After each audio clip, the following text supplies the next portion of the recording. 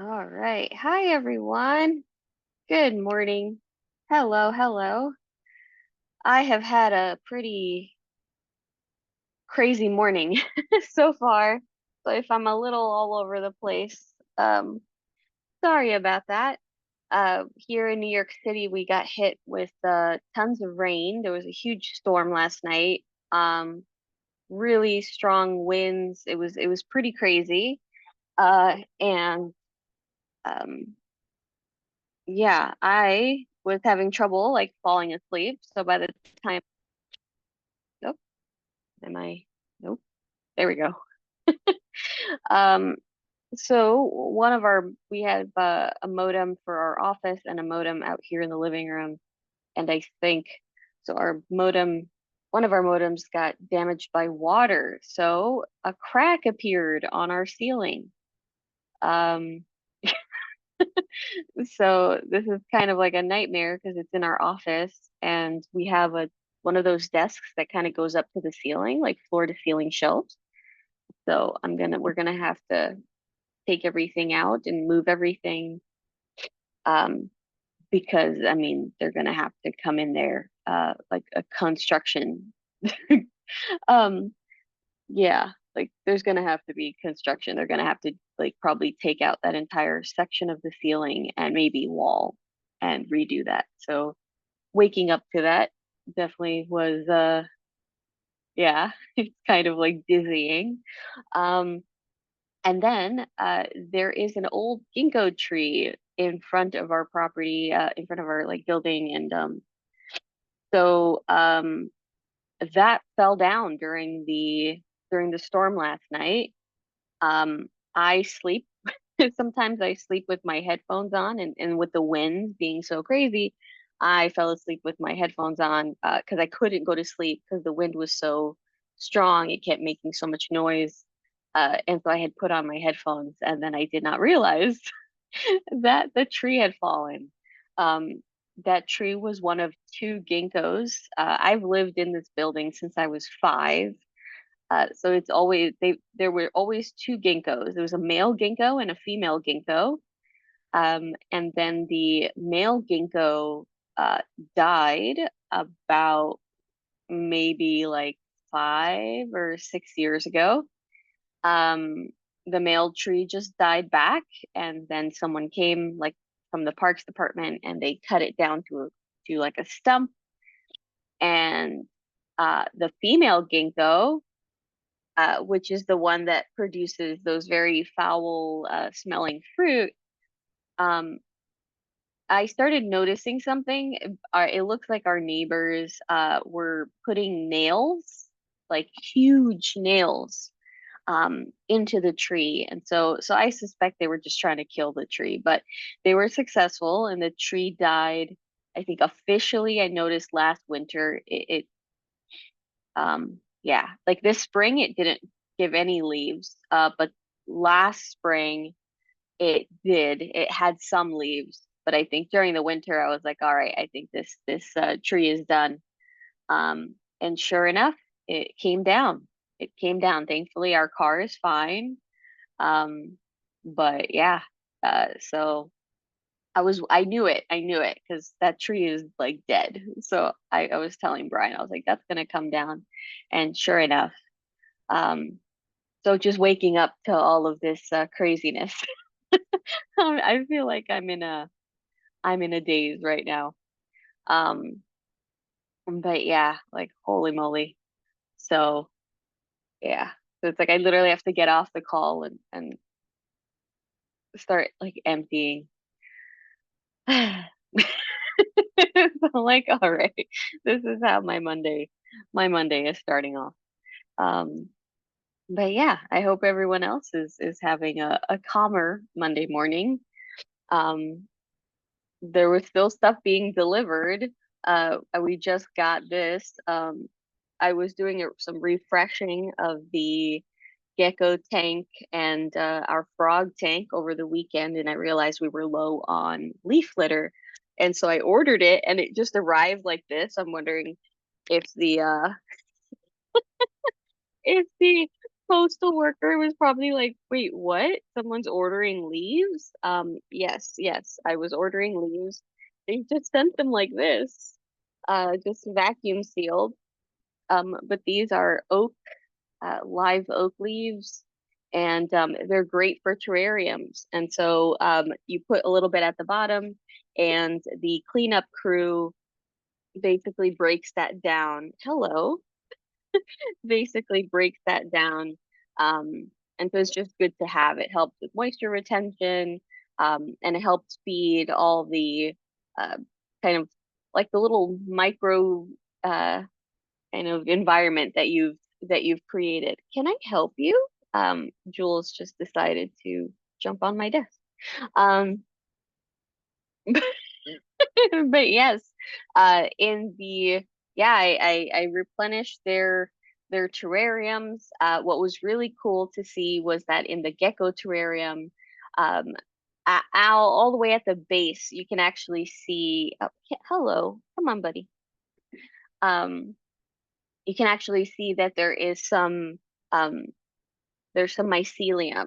So it's not bad mold or anything, but there's small mushrooms that are starting to develop in there. So which is great because that's a good sign. And so I have white isopods in there. There are different types of like wood mites. There are those I never added. Those just kind of came with. I think they came honestly with the isopods.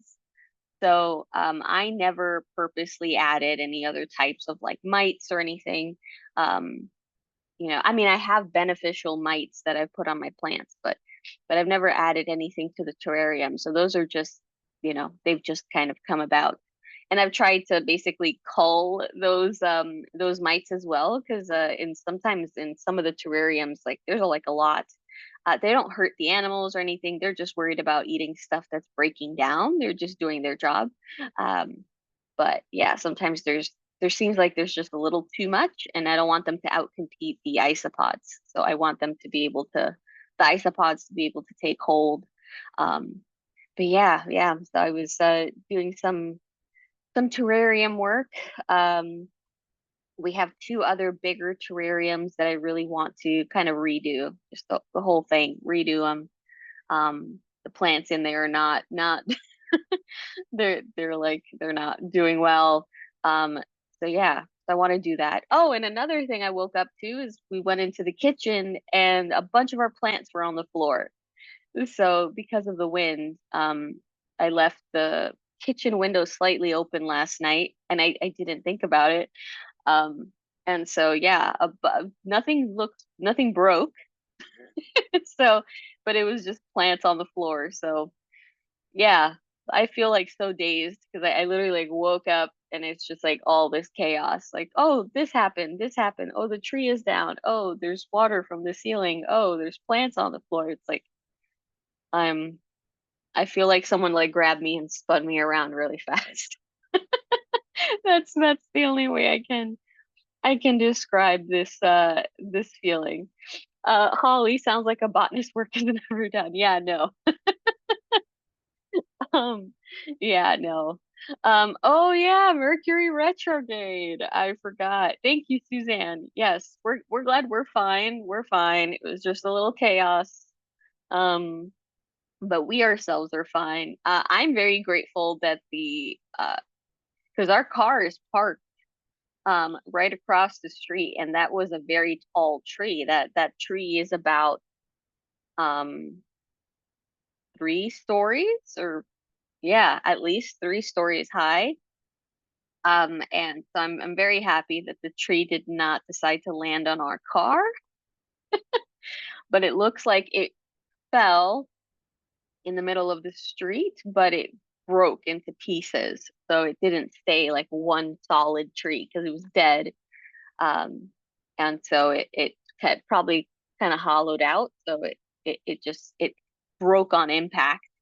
And so the pieces have been moved to the side of the street, so that the side of the road, so that folks can still drive through. Um, but holy moly, I was like, this is this is too much information. as I first wake up. Um, but yeah, what else happened this weekend? Oh, there is a well, I guess two things.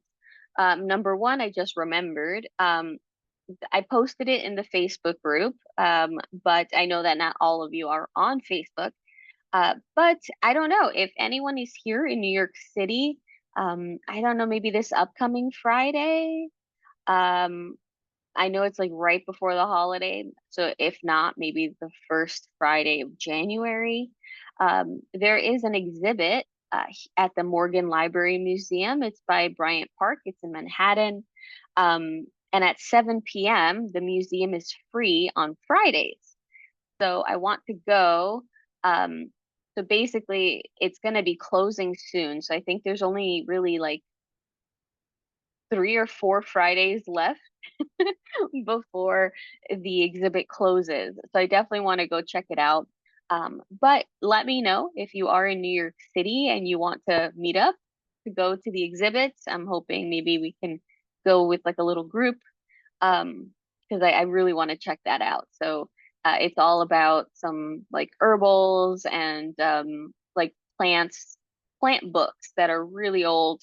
I just love to go to the exhibit. I love that museum anyway. If nobody has ever been to the Morgan Library Museum, it's absolutely amazing. It's one of the rooms there is one of my favorites. You walk in and it reminds you a little bit of the Beauty and the Beast animated movie of the library. So because it has um, just books like going up. It's very, very cool. I really love that museum. So and they have really great exhibits all the time. So if anyone is interested, I'm gonna be going, but I'd love to go with other folks. And I would be more than happy to go more than once. So if some people can make it one Friday and others can make it another Friday, I'm happy to go, 2 Fridays in a row. That's no problem. But yeah, let me know. But another thing was on Saturday. Yeah, on Saturday, when we were running errands, um, we actually uh, found a really cool plant at Home Depot, and I was very, very happy because last time I got one of these was about a year and a half, 2 years ago, and I ordered it during winter time, which was bad on my part. That was very bad on my part. Um, but the person had sent it in a wet paper towel, the base, and that poor thing was rotted. I had to cut it, and I tried my best to save it, but that poor thing was completely like frozen and rotten. Like there was nothing I could do. So it stayed on my wish list. But it's a euphorbia. It's a euphorbia. They call it euphorbia chocolate chip. Um, it's a heavy, heavy, heavy plant. And there's two of them. There's two. So this is a euphorbia. I absolutely love this plant. I saw it and I said I need to bring it home with me. So not bad. I think it was 24. Yeah, 24.98. So not bad. And you're getting two plants. But look at this. This is huge. Like just this is huge. Really not bad for that pricing. Now, the soil is horrendous for this type of plant, but I'm gonna let it acclimate before I mess with the soil. I'm not sure. I'm gonna see how connected they are. If anything, I might split them up into two separate pots. But they're absolutely gorgeous. Absolutely. I am so happy with this find. Um, yeah, huge plant, huge plant. So yeah. Um, it does look like a pair of rabbit ears, definitely. What I love about the this plant too is just the size of the thorns, and you would think, well, what do you mean? Like that's terrifying, right? Um, but it's just you can really, really see. Um, here we go. You can really, really see how the thorns are. Um, it's super cool. So what's really interesting and what sets euphorbia apart from cacti is that euphorbia have what are called true thorns. So these are true thorns. The euphorbia can create leaves. A lot of euphorbia have leaves, and so what they actually have these true thorns, very similar to thorns you would see like on roses and things like that. They are double thorns though, so they do they're see they kind of they're going from both sides, kind of like this, like a little bull. Um, and so they pack quite a punch, and they will, stab you pretty effectively. But they're not meant to come off. So very different from a lot of cactus needles. So some cactus needles don't come off, of course, but they are actually modified leaves. So cacti needles are modified leaves that were they're meant for protection purposes, same as these thorns. But they also, in many cases, there are many different types of needles, but in many cases, a lot of them are meant to come off and kind of get stuck on you. Especially, oh, I don't know if anyone here has had a really bad run-in with prickly pear. Oh man, I love Apuntia. That's the genus of prickly pear. I love Apuntia. I love them so much. But they are very troublesome to work with, to handle. So I'm always like being really, really careful because a lot of the Apuntias that I have gotten, they have what are called glockids. And so glockids are like super tiny needles that look like fur, but when they touch your skin, they stick to it, and it's kind of like splinters. Um, and they're very small and they're very hard to get out, and they'll go right under your skin, and so it's like you get like a whole rash. It's very uncomfortable. It's very, very uncomfortable. Um, but yeah, but it's one of their types of needles. It's one of their protective measures.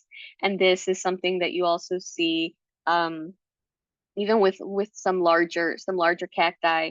Uh, the is it cholla cactus? The um, where is this? Is it this one? I think it's this one. Oop, I'm already getting stabbed. I'm here talking to you guys about getting stabbed, and I myself am getting stabbed. Um, this cactus, also called like the jumping choya. Is it choya? I think it might be choya. Um, but this one too. So I had gotten this, and yeah, it's one of these cacti that has these really bad needles, and they grow in like thickets. So they grow like think of like a rose, like a tangle of rose, like of a rose bush.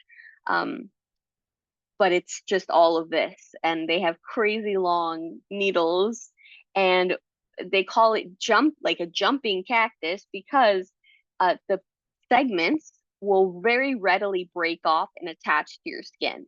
So people are just walking past and they will just get a huge chunk of cactus stuck in their leg. And I've seen so many, I feel so bad. I've seen so many videos of people who tried to take it off. So they kind of like try to push the piece off, and then it gets stuck to their hand. And then they go to shake it, and then it gets stuck to their chest. It's just, it, it's not a good day. I feel so bad for those people. Um, oh man. And I always wanted one, so I was able to, to get one, but no plans to ever it'll never get that big, and I won't ever have to deal with that. But it was just such a cool plant, and after I actually watched those videos is when I was like, oh my gosh, I need to add this plant to my to my collection. Suzanne would be a great weapon if you ever threatened. That's true. That is very, very true. Um, absolutely. Yeah. It's no, it can be very, oh man, some of these cactus needles, they're no joke. Yeah. But again, Yeah. Choya, it is Choya. There you go. Choya. There you go, Choya. Yes. Oh no. A synth says, I've gotten a number stuck. Oh no.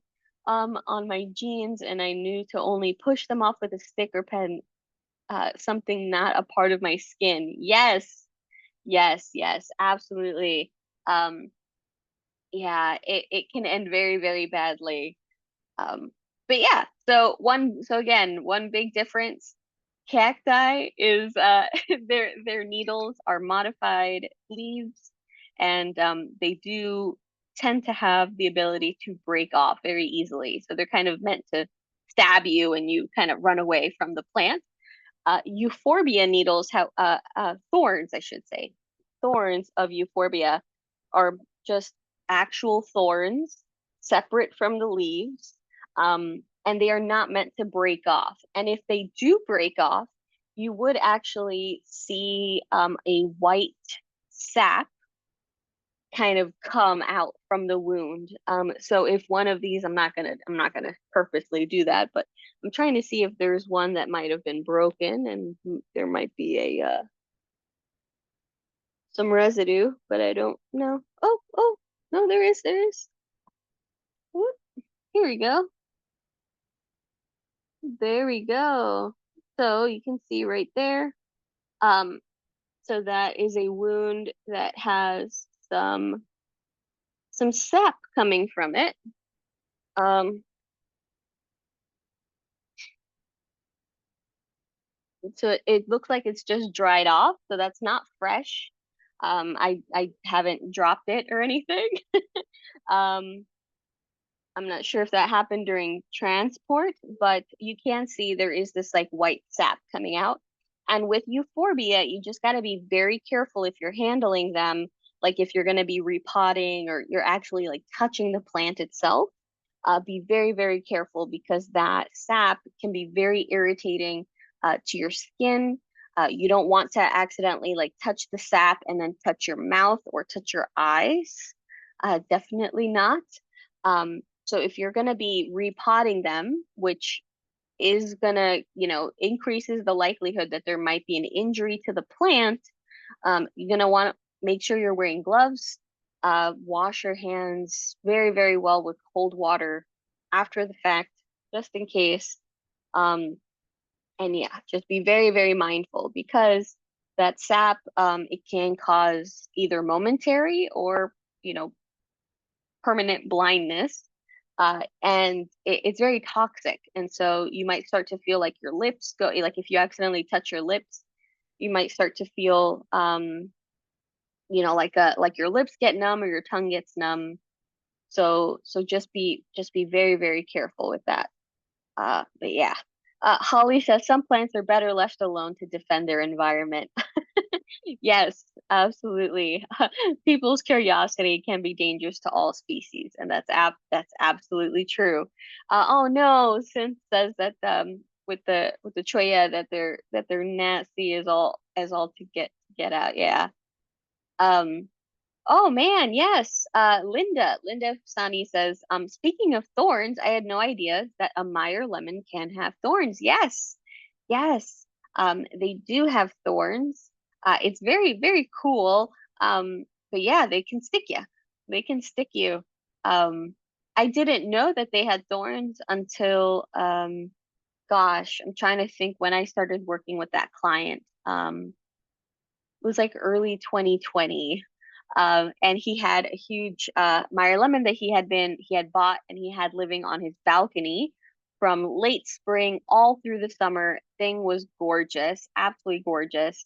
Um, and then it was like the first winter he brought it in and it just started doing really, really badly. And so he contacted me early 2020 um, and was just like, that he was stuck at home. Like, what do you do? And he was kind of showing me video, like putting his laptop. He was putting his laptop basically close to the plant. I had never worked with a Meyer lemon before. Didn't know. I did not know that they had thorns. Um, they're very cool. Has anyone here ever seen the pink lemon trees? Um, that they supposedly make pink lemons. I think it's the inside is pink. Um, but the leaves that they were selling the variegated varieties of lemon trees. That was so neat. That was really, really neat. Um, yeah, they're super cool. Suzanne, you can wrap it with a folded newspaper to hold. Yes, yes, very good call. Very, very, very good call. Yes. Using a folded newspaper to handle it. Yes. That would definitely be helpful.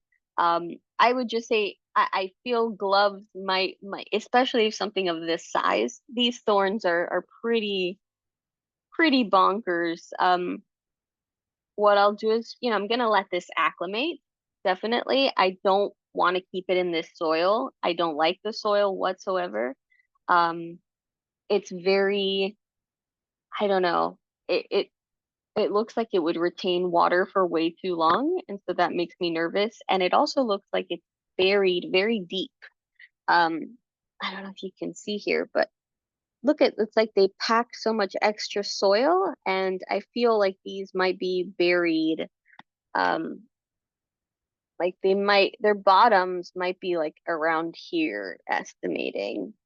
Um, and so they're buried very deep, and I don't want the bases to rot. So I'm gonna wait for it to acclimate, and then I'm going to investigate the root situation. Um, yeah, because I really don't want the basis to rot. It's a very cool plant. Um, Holly, we have a euphorbia calamity to look forward to. Yes, yes, and I could do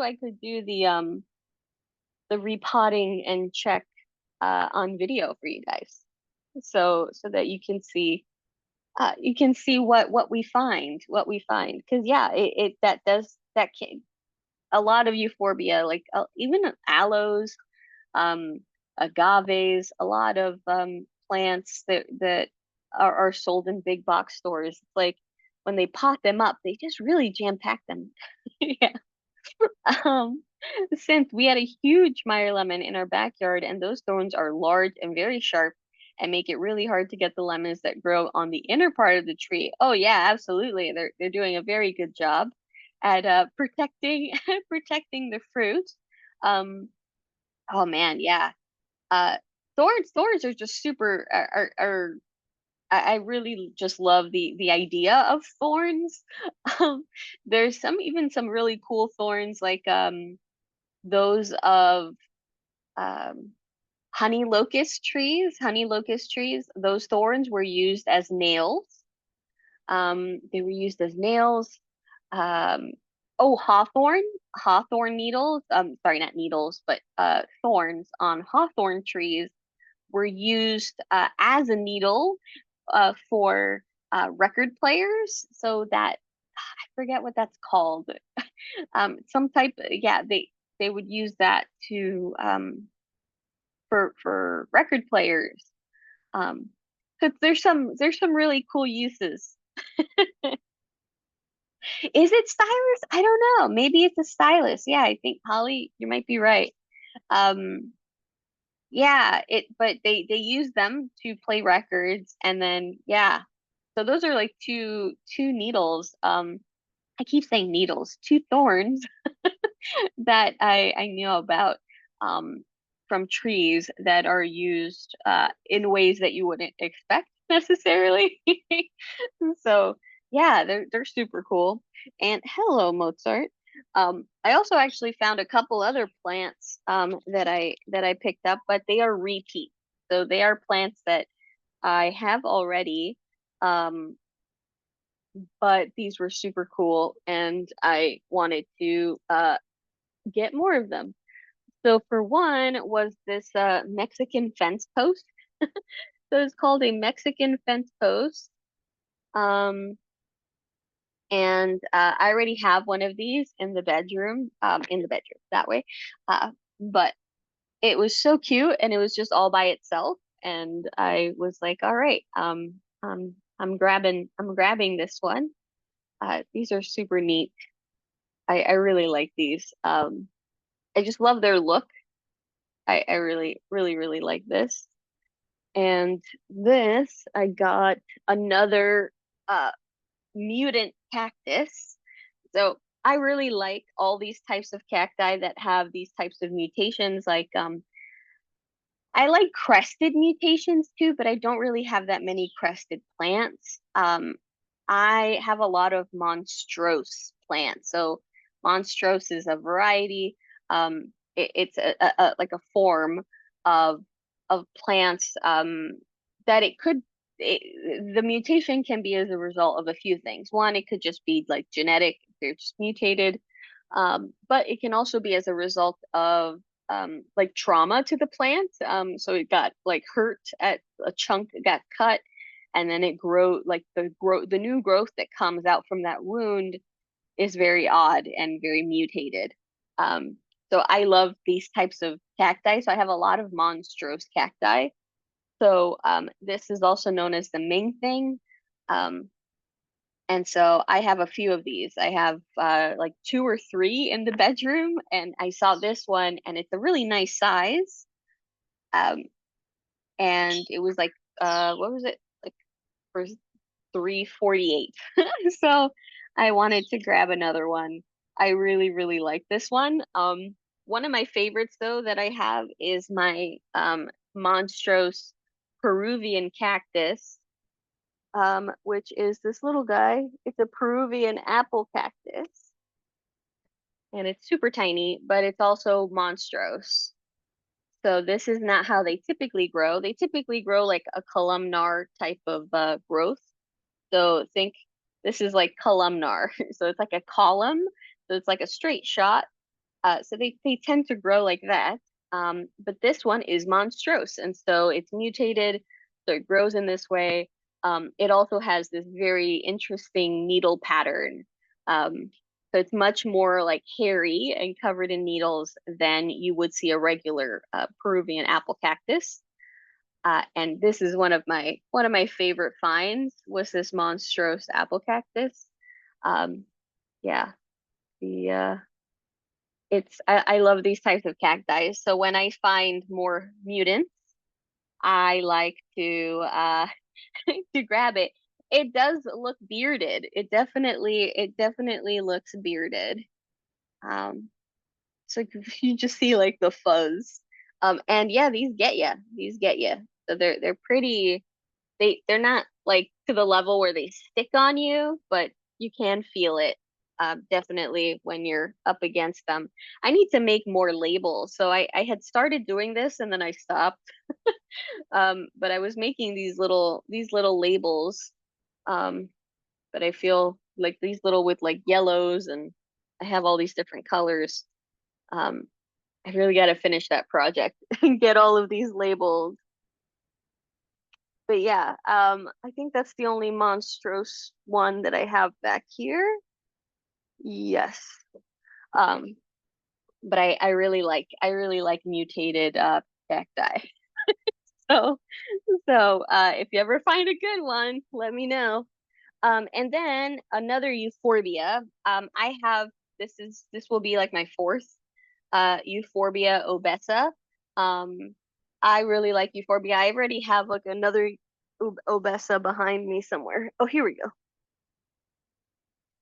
So, so they're supposed to be round like a ball. So here's an example. It had flowered, and it's already making pups for me. Here we go. So this is one example, but they're supposed to be round like this. This one is etiolated. That means that it started stretching because of the sunlight. So it's not it doesn't look like a typical obesa, and I just thought that it looked really neat. I actually liked how it looked, even though it wasn't conventional. There's a lot of corking. So this can be as a result of a few things. One, of age. Um, this isn't particularly, I don't know how old this plant could be, but um, I don't think it's particularly old, but that can happen as a result. Also could be as a result of trauma, like being exposed to a lot of heat, potentially part of the outside starting to rot, and then it hardened and dried out, and then it hardened. It could be like scar tissue as a result of, maybe exposure to mites. Oh no, I think I froze. Oh, there we go. Um, Sorry, my connection. But yeah, it could just be as a result of even like old mite damage, things like that. Uh, but yeah, it was just kind of sitting there, and it was the only one. And I just thought, you know what? I would like to get this one. It was also like $3.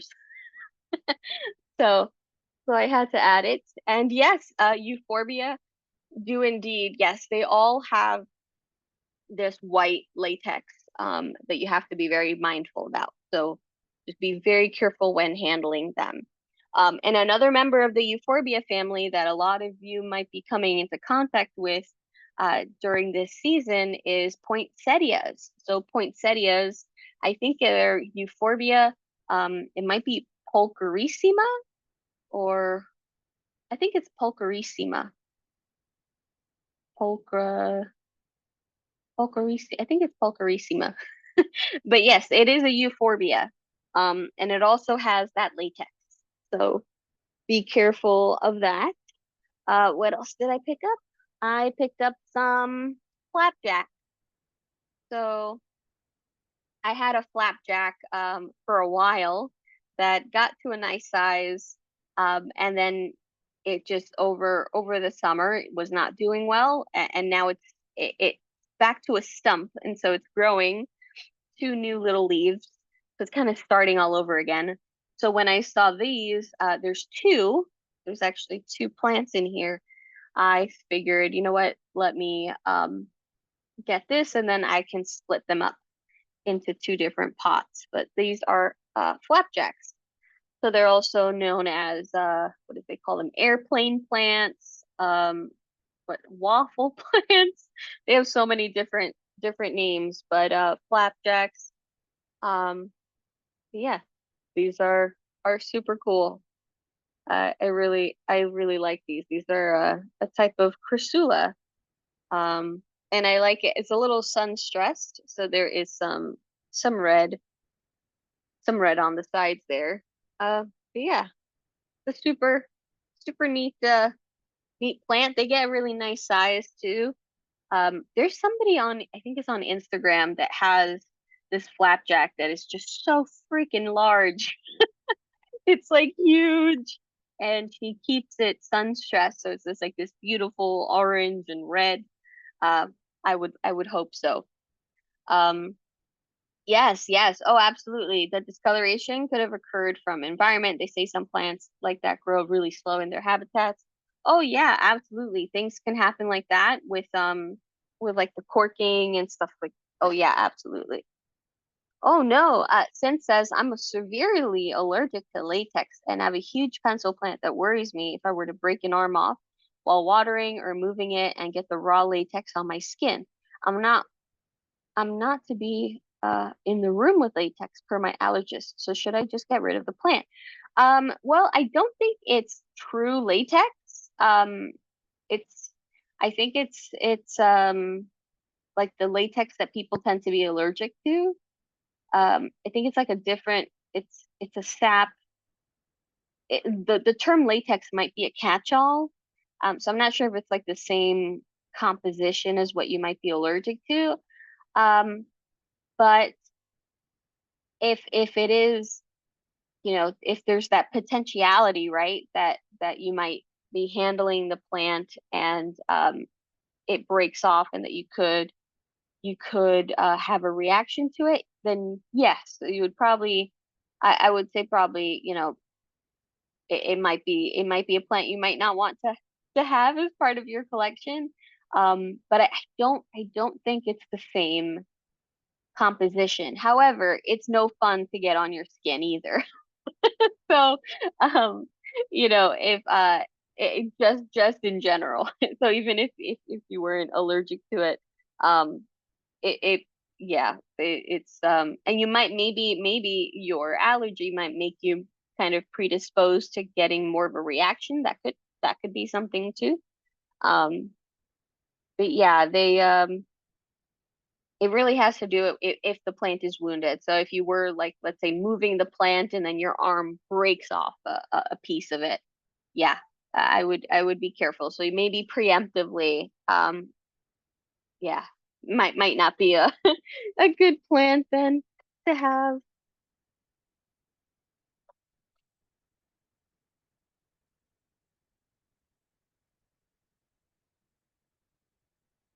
And then here is I grabbed another jade. I have so many jades. This one just looks so pretty. Here we go with the light. Um, I just thought it looked so cute. Again, super cheap. So 3.98. And there are several plants in here. So there are one, two, three, four, five. There are five jades in here. I just thought it looked so pretty. Um, it was the largest one in the bunch, and I definitely wanted to add it to the collection because I was like, all right, another jade. I really like jades. I have quite a few in our bedroom. I think there's probably like 10 jades in there. I have no qualms about getting like the same type of plant over and over if it works. I like it. And last one I picked up was this Peperomia obtusifolia. So I had an older obtusifolia that also was one of the plants that I lost this summer, and so I wanted to get a new one. And I really liked the variegation on this one. Um, Super pretty, looked really nice. So I really like this leaf. And so yeah, so I picked this guy up. Only for 4.98. So these were all pretty cheap. Um, yeah, this one I'm trying to see if they even oh they call it it's called the tropical peperomia. That's that's the label that they put on it. Let's see, medium to bright light, sure. East facing location, sure. Water when dry, sure. Okay, not bad, not bad. Sometimes these tags are completely incorrect. So this one's actually okay, but it just says peperomia. So this is the peperomia obtusifolia, but this is the variegata. So you might find these just in green, in a really nice dark green. You can find these as well with green variegation, where they're kind of like a dark green with lime green variegation. I've seen it. I've seen the what they call them. I think they call them the glacier. They're called the glacier. But basically it's like this, but it's like marbled.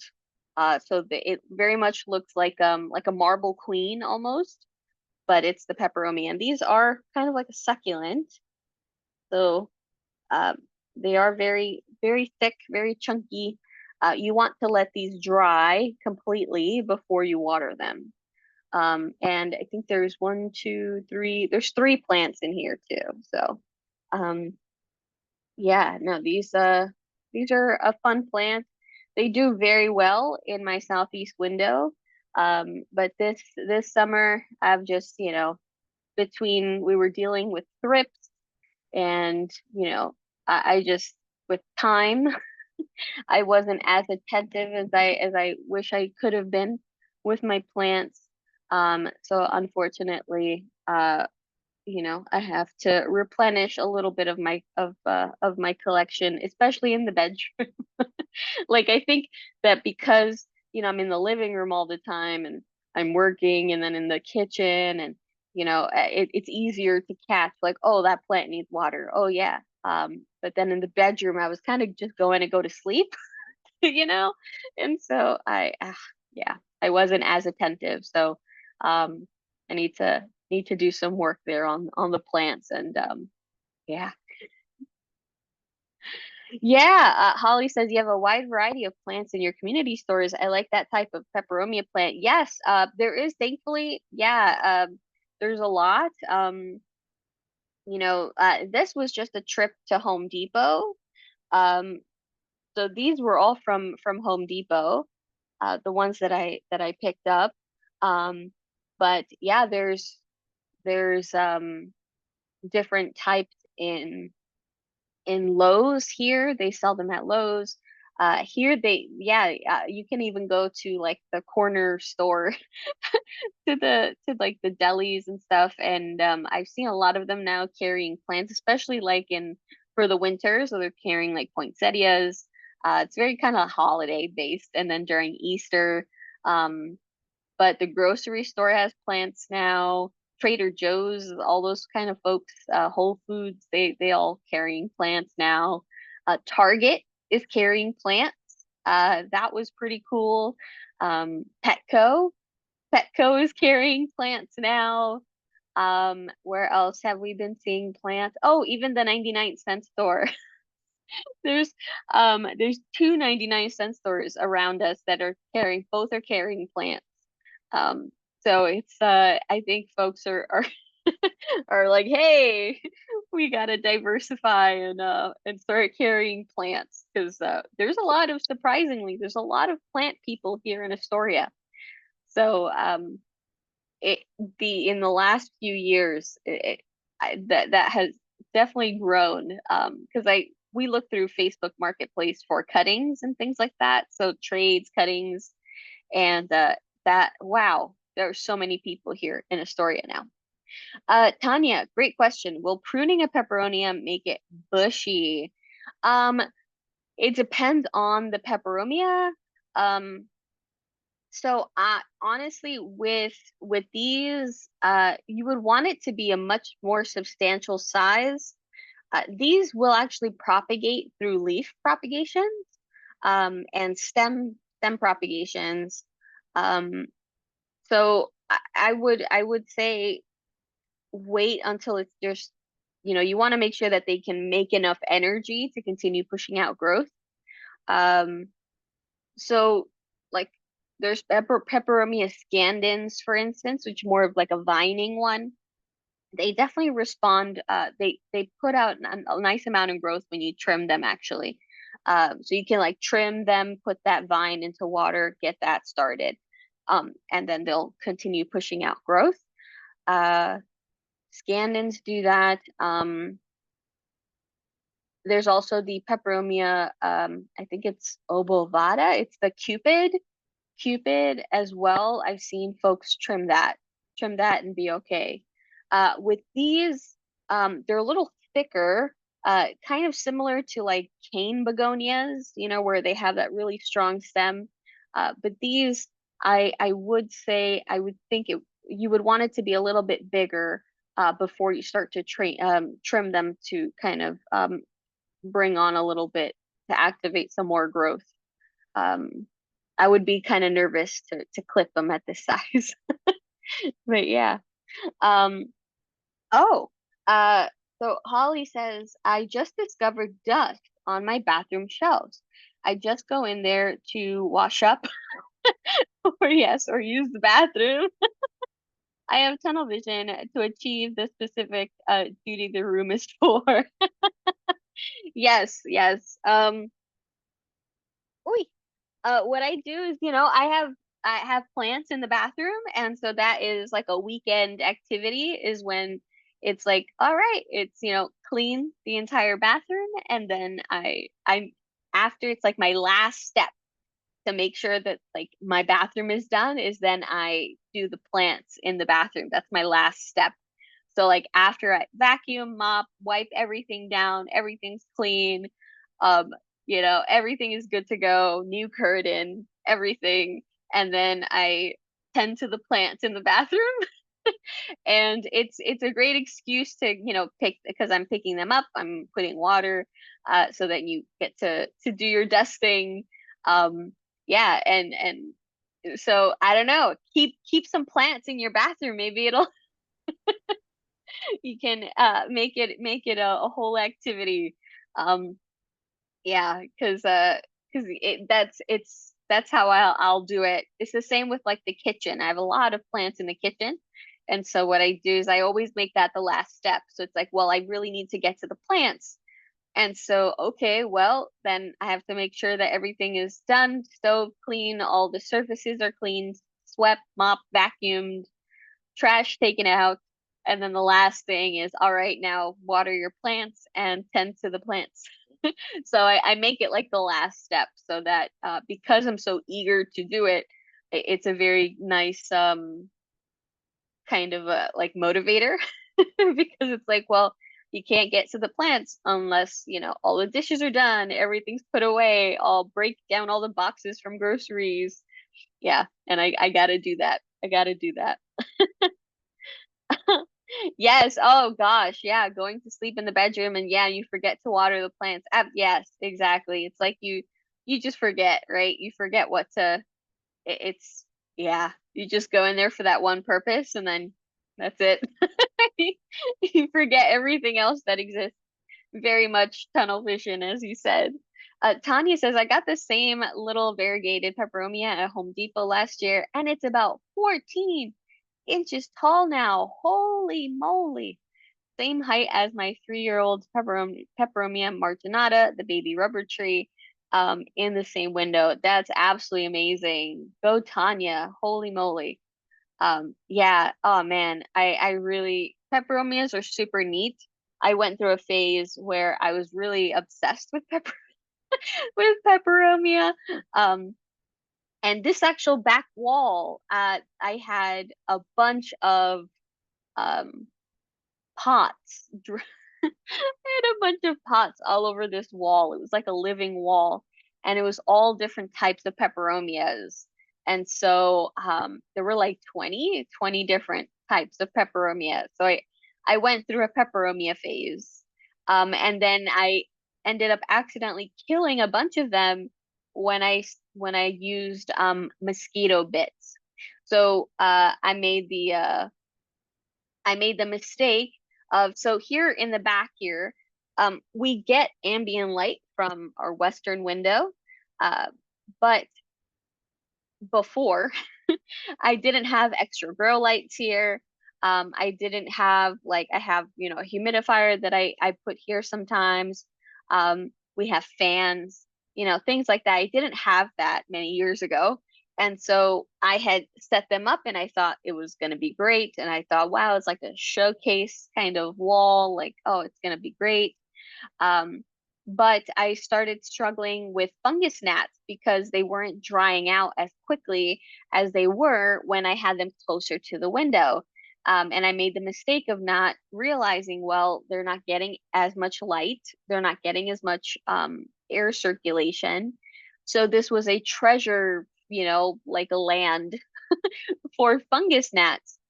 So I was getting so many of those little gnats, and I didn't know what to do. And so somebody had recommended mosquito bits. I've never had mosquito bits. So oh, thank you, Tanya.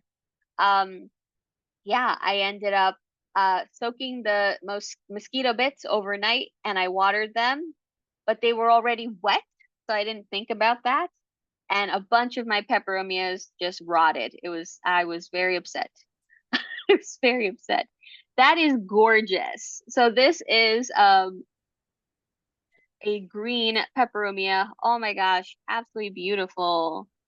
Oh The only wow. problem is it has lost a little bit of the variegation because it did look like yours when I got it, but this is a west window across the street from a walk up in Manhattan, so it doesn't get the best light, but it gets yellower in the spring and summer. It's starting to darken again.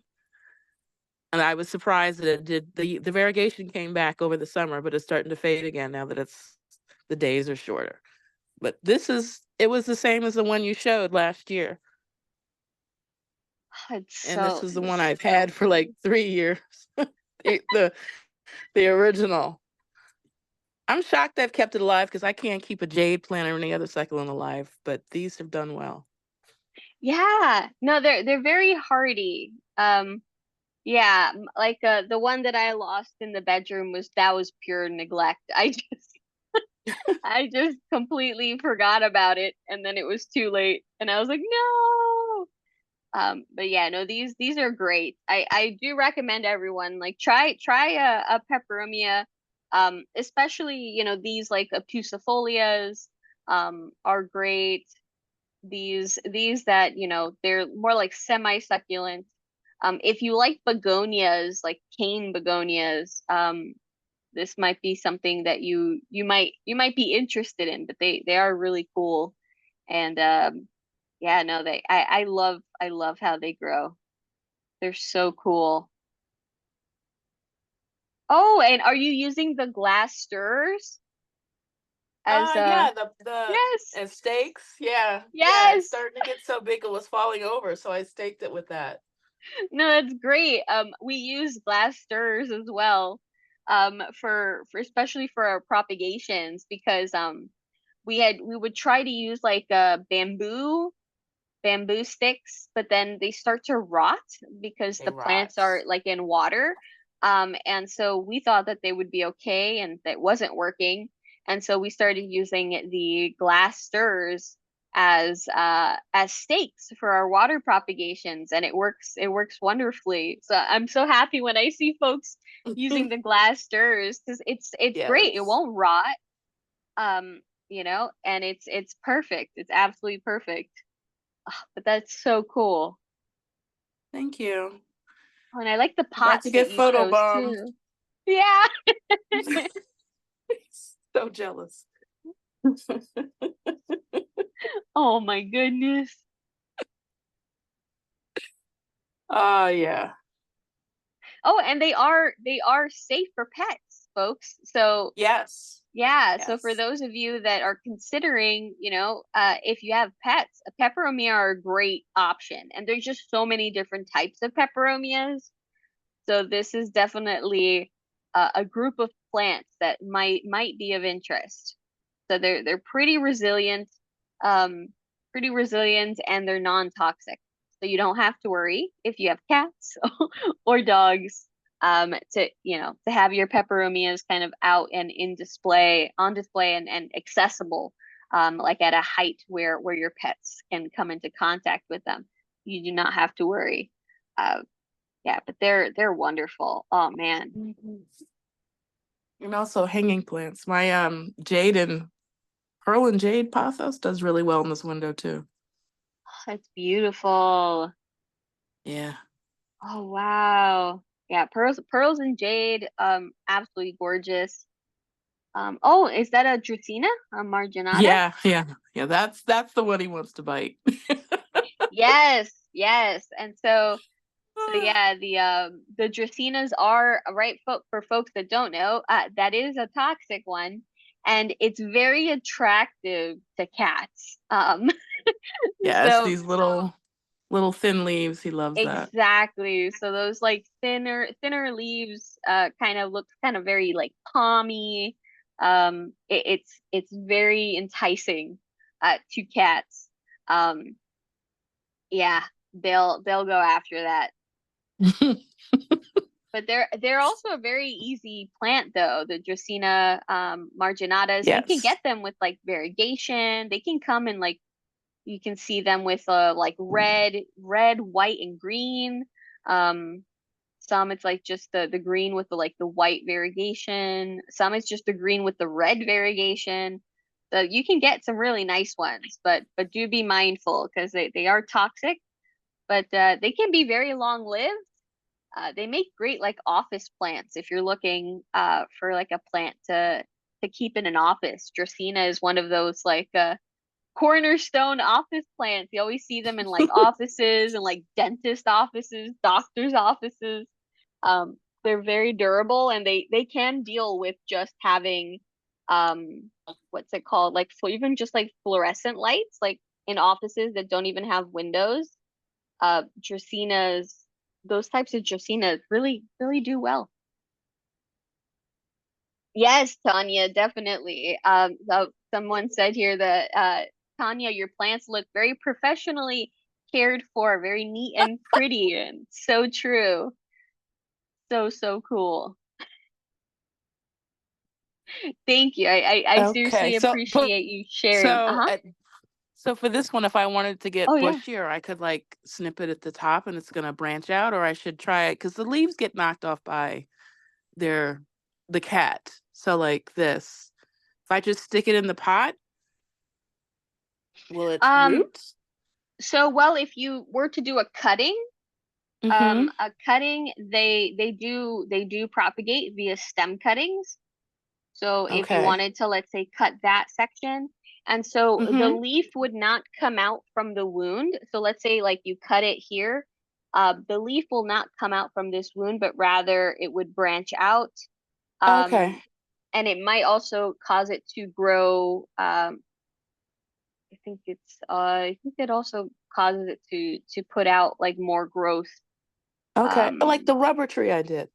Similarly, yes. Yeah, Okay. exactly. So there might be more growth coming from the node itself rather, so it wouldn't be like the wound itself. Okay. Um, Okay. but yeah, you can propagate them.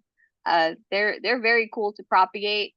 Um, and they can be water propagated. So you just don't want to put it really deep in water. So if you put it into Mm-hmm. like a little container with water, it makes sure it's very shallow. So you just don't want it to be like super, super submerged because then the stem will start to rot. Okay. Yeah. Okay. Thank you. You're very welcome. Sorry, I had no Thank you for Wi-Fi today, so sharing. I'm on my cell phone, so this No, is a bit of a catastrophe, but thank you. no, you're fine. All Thank right. you. Thank you. Oh, Holly has a question. Um, let's see here. There was an infiltration of little flying bugs that look like miniature ladybugs without spots. What do fungus gnats look like? So fungus gnats, they kind of look like fruit flies. They're super tiny. So they're these little black flies, super small. They're smaller than a fruit fly, than the types of flies you might see like if your bananas.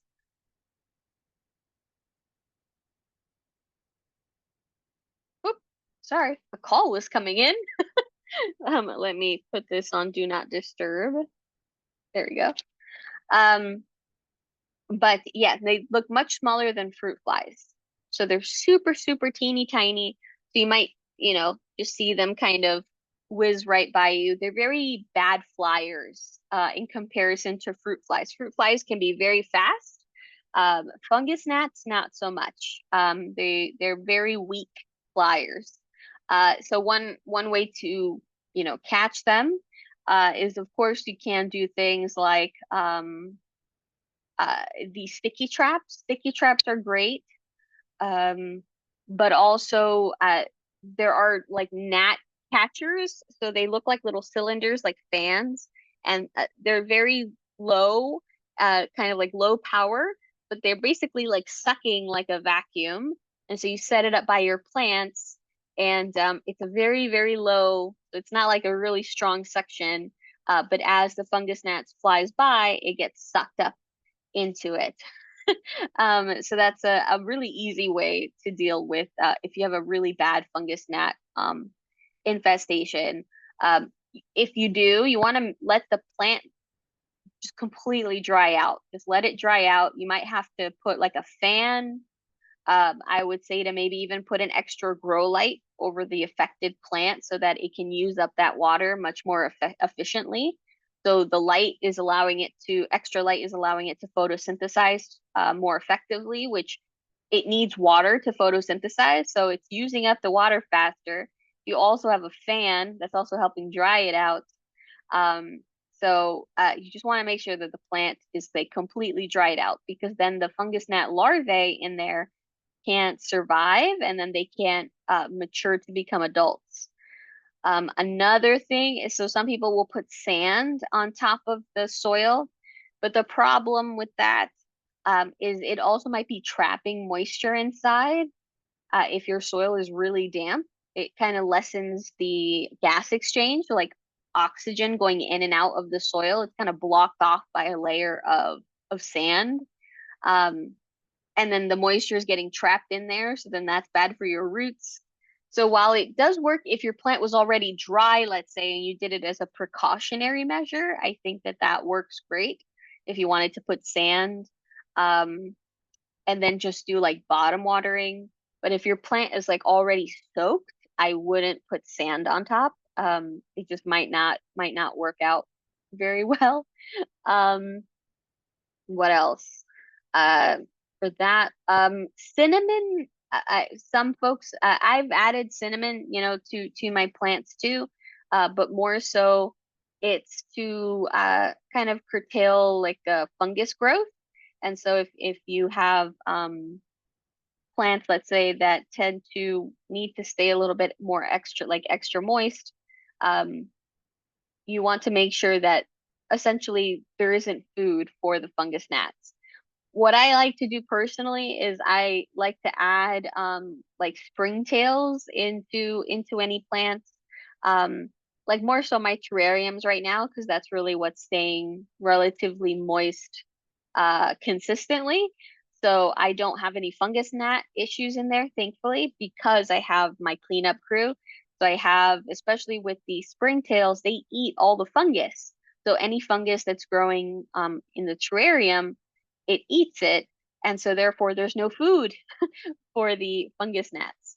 Um, but yeah, Holly says, I had those and the other ones. The weird ones get into my herbs in jars through the tops that are screwed on the jar. Could you bring home bugs in herbs? Oh yes, oh yes. So especially so a couple different types of insects can be brought. Um, so for instance, we recently got a big donation of herbs from a local herb grower, which they're completely organic. And so they gave us the herbs fresh. So we proceeded to dry them here in the house.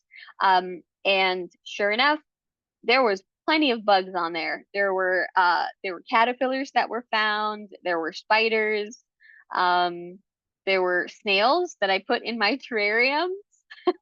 There was a couple of stink bugs. So what I'm thinking is that might be a stink bug. So baby stink bugs. Let me search, but I think baby stink bugs might be what you were looking at. Um, so like a juvenile stink bug. So I'm wondering, tell me if this looks familiar.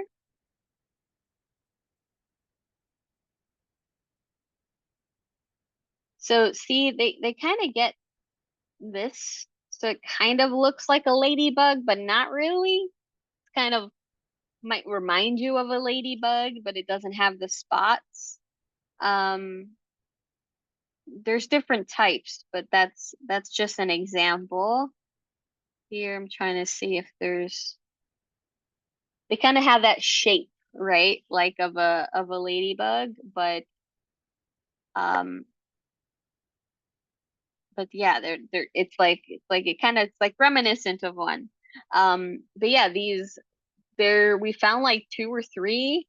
Um there was a couple of leaf hoppers. So yes, you can accidentally bring a bunch of bugs with fresh herbs. In terms of plants that might be brought in jars, um, if you purchase these herbs and they were in these jars, what you might tend to see a lot in these like dried herb jars are like different types of flower beetles. So those tend to be a lot of different types of beetles that get they kind of infiltrate these factories, and so it's very common, for instance, to find them in flour. You can find like weevils in flour. You can find them in your rice, even if the bag of rice is sealed. If you've left that bag like there for a while, you'll start to see like weevils inside. So yes, there's definitely infiltration that can occur from these types of insects. And then yeah, they'll be eating. I'm trying to see if oh, the elusive infamous springtails. Yuck. I'm not a bug lover. Yes. Um, unfortunately, yes. When you have when you have plants or you work with plant material, so having like herbs and spices and things like that, yeah, they you will find the critters. Let me see, like rice weevils. I think they're weevils, rice weevils. Here we go. And so they look like this close up. Um, but yeah, you might, if you forget your rice, it gives time for for those eggs to hatch. One way, a preventative measure, is the eggs are in there. I'm very sad to tell everyone, but the eggs are in there. What you can do is if you have a smaller bag of rice, what you could do is you could freeze it. So you can freeze it, I think even like up to 3 days, and that should be enough to kill them. And then, you can go about and eat your rice. But the the eggs are in there. This is the same thing with even we have pet birds. And so even in their bird food, there's a possibility of weevils. And so um it's very frustrating. But yeah, weevils, these guys can get into your rice, your flour, if you have like dried beans and things like that too. I purposely have bean beetles. So I have a colony of bean beetles. I always forget about that colony because I really don't have to do much. I just replace the beans, and then I can forget about them for a few months. You don't have to give them water. Like you don't have to do anything with them. Uh the bean beetles, pet whoops, beetles. Um yeah, it's these guys. There we go. Um and I purposely have these. I used to have like a small lizards and had really small frogs. And so this was their food supply. And now like our white tree frog is huge, and I don't have anybody that needs to eat these. But I feel bad. So I just continue to keep the colony there. But but yeah, they're just they're these little black beetles here. So oh no, not that. These little black beetles. Um, but yeah, uh, you know, it's yeah. There's insects, yes. They're everywhere. Um, but I'm so sorry if you found them. I need lizards. Oh, you saw it to scroll down. Okay. Um, oh, is it these? Is it these yellow ones? Is that what you saw? So let me know if that's is any of these? Is it this one? So if it looked like a ladybug, but a little off, um, the soybean leaf beetle.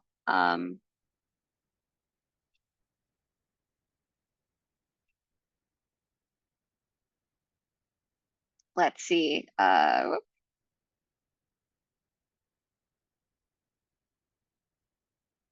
Oh, here we go. So is this what you saw? Soybean. Yeah, bean leaf beetles. I had never seen these before. Soybean insects. Ooh, I have seen a lot of these. So these Japanese beetles, they're so beautiful. They really are beautiful. Oh, I love the fur. I, I love the little hairs on them. They are a very beautiful, beautiful beetle, but they wreak a lot of havoc. But yeah. Oh, the red one. So is it this one?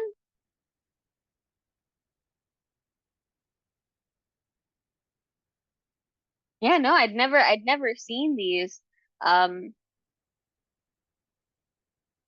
types of beetles before. These soybean, bean leaf, Mexican bean beetles. No, no, I'd never seen these. The only ones here I'm aware of are the Japanese beetles. Um, but I mean, I'm not surprised if, especially, we're getting our food shipped around to us. That's really how a lot of these invasive species end up finding their way here, is they come in our food. So, um, yeah, I know it freaks a lot of people out. One, a lot of folks don't like the insects, but also two, I mean, yeah, there's insect eggs like in everything. Um, so it's it's it can be very uh it's hard to swallow, right? Oh yes, yes. Yeah. Oh, I'm sorry, Holly. Yes, it's hard to show without pointing. Yeah. Oh, Marianne, my daughter brought us spices from Turkey and they were full of live insects. Yes. See, it's very, very unfortunate that that ends up um happening, right? Is yeah, they they will be spread that way, right? And this is why like the whole customs process, right? It can be very, very, very difficult. Bringing plants and plant material, especially shipping plants internationally, is they have to check for this, and even with that, they might still miss stuff, especially if they're eggs, right? So if it's you're finding no adults, so it looks like there's nothing in there, and lo and behold there is quite a few, and then you'll have larvae, and then they're feeding on the food that's in the bag, so they will continue their life cycle, and they'll mature, and you'll end up with bugs. And oh no, Holly says, and now I have to throw away stuff I paid good money for. Shake my head. Yes. It's very frustrating, very, very frustrating. Again, biggest things you could do is freeze your groceries. So like a bag of flour, your like a bag of rice, things like that, bags of beans. So different types of like if you have like small bags of things that you buy, like especially grains. So any grains, um, putting that in your freezer for at least 3 days. That tends to do the trick. So um, that's a potential option. It's very frustrating and annoying and like an extra step, right? But it might help. Oh no, Gabby says I freaked out when I realized I had spider mites on my basil and I cut all the leaves off. Just the main stalks are visible. Will it grow back? The plant was healthy despite its leaf color and spider mites. Um, so the leaves, now if you if the basil is relatively still young, right? If it's still and it thinks it's still in the growing season, so this can happen, right? If you're growing your herbs indoors and you have a grow light and it's nice and warm in your home, they don't know it's not summer, so it might grow, it might push out some more growth. But if it's closer to the end of its life cycle, so if you've had it growing, let's say since this spring or something like that, and it's getting close to the end of its life cycle, there so basils are annuals, so they tend to only live right from like spring into they start to die back in the late fall. But when you have them indoors, you can extend that life cycle, so you can extend that growing season. Um, so, but if it's a little bit older, so if you've had it, and it's coming up on that year point, it might not. So it might have had, gone through too much energy already to put out more growth, but I wouldn't say to give up. So you could definitely see if that's the case.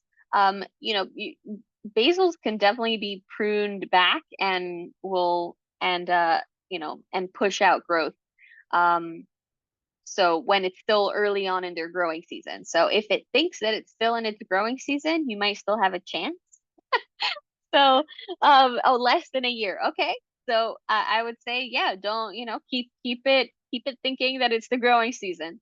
And it might give you some more growth. Hopefully. Definitely. I like hope. I hope it does. Um, but yeah, they're great. Oh no, Holly says I don't have the ability to freeze much in the size of my fridge. Mercury brings changes. I just have to trash a bunch of stuff. I'm so sorry to hear that. Yeah.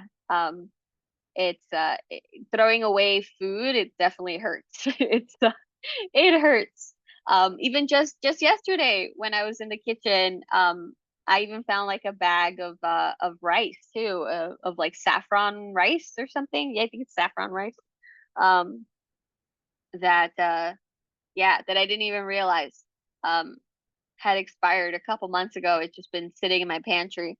And it just sucks. It just sucks. I need to make like an app that especially when you have stuff and you build up a pantry, and then it's like you need to keep tabs on everything. When do when is everything expiring, and double checking things, making sure there are no beetles in there, and making sure that you eat stuff, because it just sucks when you go and do a big pantry clean only to find that you're throwing a bunch of things out. It hurts. It hurts. Maple, what are you doing? So Mozart is currently sleeping right next to my desk, and now Maple is I guess very bothered by the fact that Mozart is here, so he's trying to inch his way over. Um, I'm trying to block Maple before there's a fight, because if Mozart is woken up, there's going to be a cat fight right under my feet. So trying trying to keep one hand down here, to keep that from happening. But yeah. Um, oh yeah. What did pioneers use before apps? They had storage. Oh yeah, yeah, absolutely. Storage, and um, you know, I guess there was they had less to think about in terms they it was more straightforward. It was, for to grow your food. So I think it was all in their heads.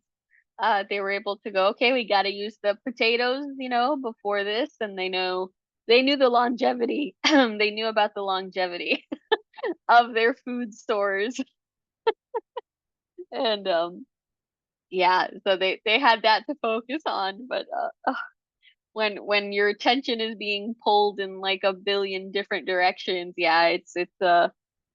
I feel like there has to be an app for that. We're at that stage. There was actually a cool app I saw over the weekend. I'm trying to see if did I save the name of that app? Um, the well, trying to see if I saved it. Oh, I think I did.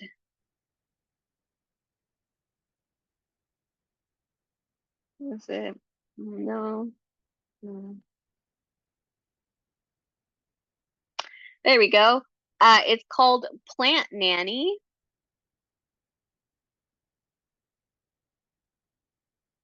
So Plant Nanny, let me put it on the screen here. I was gonna download it. Plant Nanny app. There we go. Um, and so basically, it's an app to keep you hydrated, and I thought that was a super cute way of combining someone's love of plants with self-care. So I haven't downloaded it yet. I did save a screenshot on my phone. But so basically, it kind of you get a plant. From what I read, you get a plant, and you have to keep it alive. So it will give you reminders to hydrate and to take care of yourself. And as you take care of yourself, your plant grows. But if you don't hydrate and don't take care of yourself, then your plant starts to die. So it's a neat little way to yeah. So here you go. You could see to basically um yeah. So it's all about self-care, but you're treating yourself like a little virtual plant. Oh yeah, you're right, Holly. What happens with when with no electric gadgets, right? Yes, then we will have to revert. We won't have to worry about work, about about our typical jobs, right? We'll just have to worry about yeah, survival. We'll go back. We'll go back to the simpler the simpler times. Um, oh yes. Yeah, no, it would be nuts. I'm very grateful. I think everyone should learn definitely about like you know the plants in their area, food, like what's good for food, what's good not good, what's poisonous potentially, how to grow their own food because it's just good to know. You never know. You never know. I feel like we've had enough disaster movies and things um and so yeah, it's something that we should keep in mind so that if ever we were to not have access to our electronics, um if we were to lose that ability to have those types of gadgets that we put a lot of gosh, that we depend on, there we go, that we depend on so much. um yeah, we if something were to happen, we definitely want to do that. Oh man, that's great. My husband has bought me a moisture meter using a raspberry. That's super cool. Um, there's so many really cool gadgets that you can take advantage of. Seriously, it's super neat. Um, yeah, moisture meters. I really like moisture meters. There's a new one that I purchased a while ago, and I haven't tried it. It's been sitting there in its plastic. Um, so, oh, Marianne, are you referring to is it Raspberry Pi? Is it Raspberry Pi? The moisture meter using Raspberry Pi? I'm trying to remember the it's like this little white one, and it's a little no, there's so many different types of moisture meters. It's little white.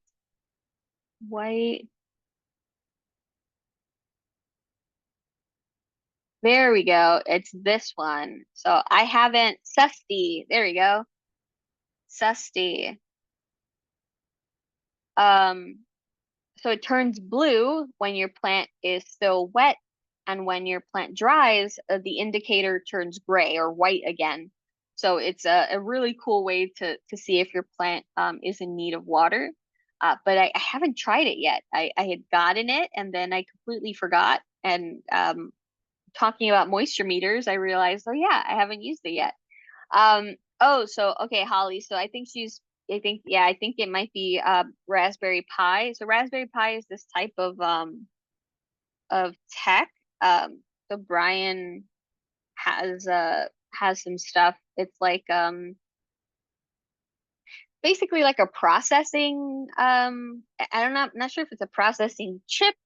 It's like a piece of technology that I don't know how to work with, but that basically you can use it to uh, do things like set up like LCD screens, and um, you can use it to create like a bunch of things like uh it's basically like powers a lot of really cool devices. And so yeah, so there can be something where you can set it up, like let's say with a moisture meter, and then if it could, you can have it now, it's like more optimized. So it can maybe you want to set it up like to send you notifications, or um to, maybe it'll turn on lights, or there's so many different things that you can do uh when you're like integrating like a Raspberry Pi, from my understanding. So I would love to see what that capability does with the moisture meter. So I think that would be super cool, um to see like what it can do. I'm wondering if anybody, moisture meter.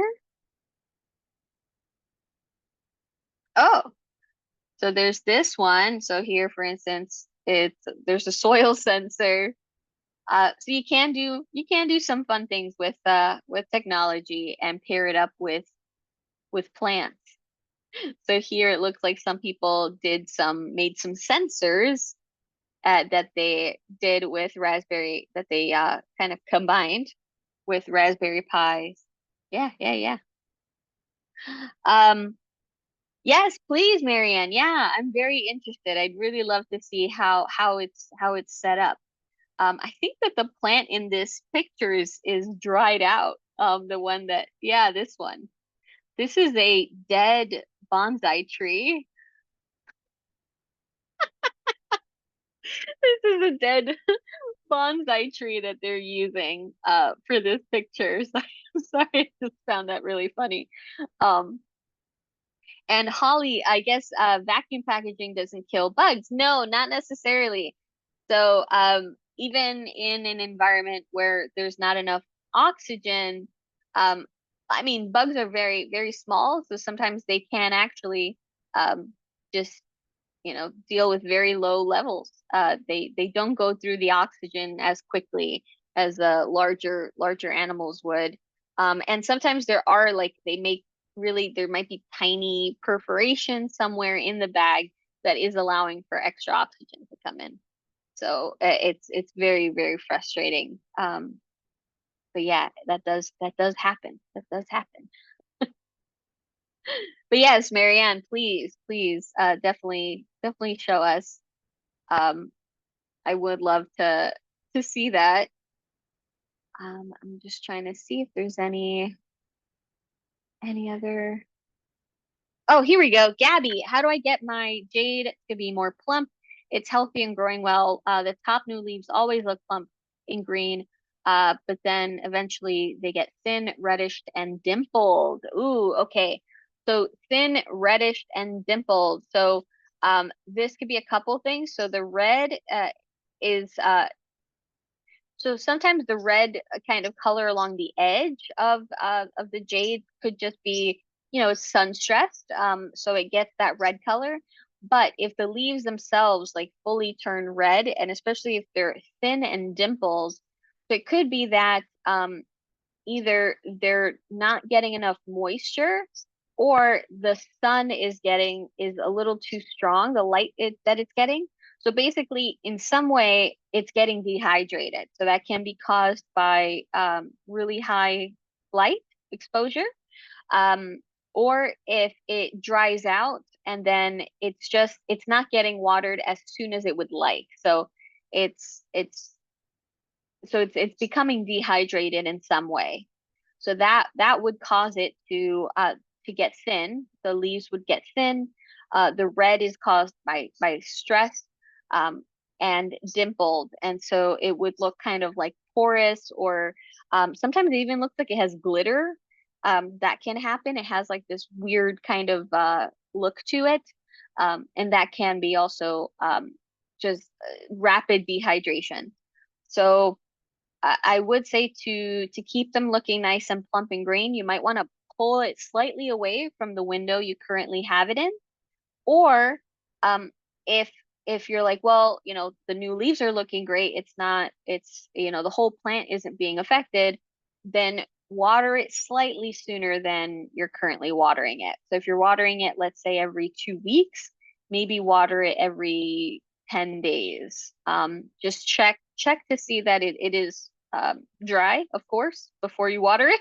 But it just might need a little bit more water. You can definitely bottom water your jade. So if you're just kind of top watering it, it might not be enough moisture. So giving it a good bottom soak might help it get more water. But there's some type of dehydration happening. So, and that can be again a bunch of things. It could just be that it's not getting enough water, or it could be you're watering it fine, but maybe the light situation is making it dry out faster. So that can be an option. Yeah. Ah, strong southern sun wind. Yeah, exactly. So it'll be growing well. So if it's in that strong type of sun, then you might just want to water it a little sooner than you're currently watering it. So think about what kind of watering schedule you have it on, and it might just be you can shave a couple days off of it. But again, just make sure it's dry before you water it, because they will rot. Um, but if it's dry and it's 10 days because it's getting so much light, so I would easily say that it would be dry within those 10 days. And so just, water it a little bit more often. But yeah. Holly, all this technology used in the home, the gadgets and plants will increase and squeeze out the humans. There won't be any space left. Yeah, right? That is very true. But all right. But thanks so much, everyone. I just saw the time. I need to focus on getting this stuff, and let's see if we can get someone out here. Um, but yes, Merry Christmas to everyone. I think I will hop on next week. Since it's early in the morning. So, 'cause I think Christmas falls on Monday next week. So if anybody wants to hop on, I'll just be hanging out. So yeah, yeah, yeah. Um, I'll hop on. I think if for any reason I won't, I will send out an email reminder and stuff, and I'll post it. But yeah. But thank you so much, everyone. I hope that you enjoy your holidays. If we don't see each other, and a new year if we don't see each other before then. And yeah, thanks so much for, starting off my weeks, starting off your Mondays with me. I hope that yeah, you have very sweet and relaxing and very loving holidays. And if you're traveling, please stay safe. And I hope your plants are gonna do well as well during the holidays, especially if you're traveling, or if we're in store for some colder days.